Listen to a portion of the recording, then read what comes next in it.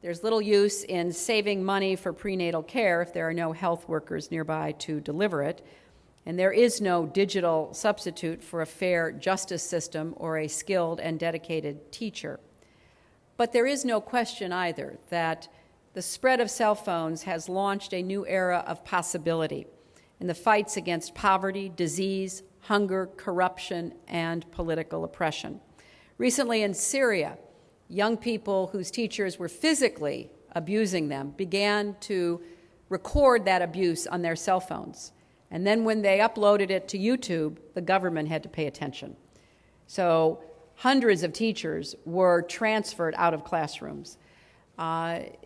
So we want to work with the mobile communication industry to think of more ways to amplify the effects we know already and to come up with the new ones that we believe are just around the corner.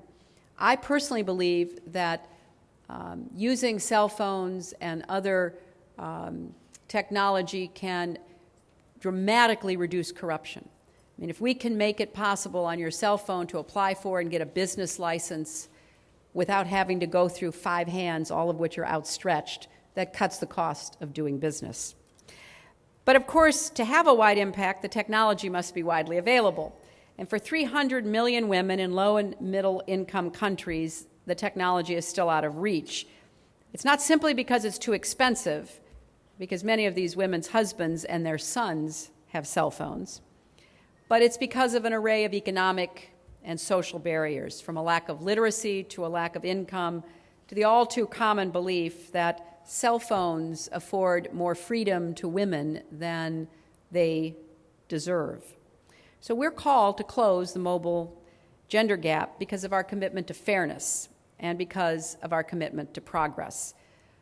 I've said it so many times that some of you, I'm sure, are able to recite it by heart, but investing in women is an investment in families, communities, and countries. Investing in women's progress is the most direct and effective way to invest in progress economically and socially, globally.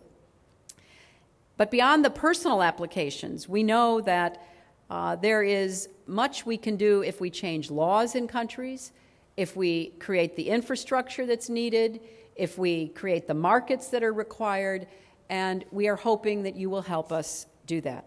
So I want to applaud the mWomen initiative for recognizing the importance of this cross-cutting issue and to convey the strong support of the State Department and USAID as you pursue your goal of reducing by 50% the gender gap in the next 3 years. Several mobile networks in developing countries, including Vodafone, Telefonica, Raushan, and Mobitel, have pledged significant support for increasing women's access, for example, by developing apps designed for women and training programs as well. We cannot do this without private sector leadership, and we applaud all of the companies that have already stepped forward and ask others to join us in this effort.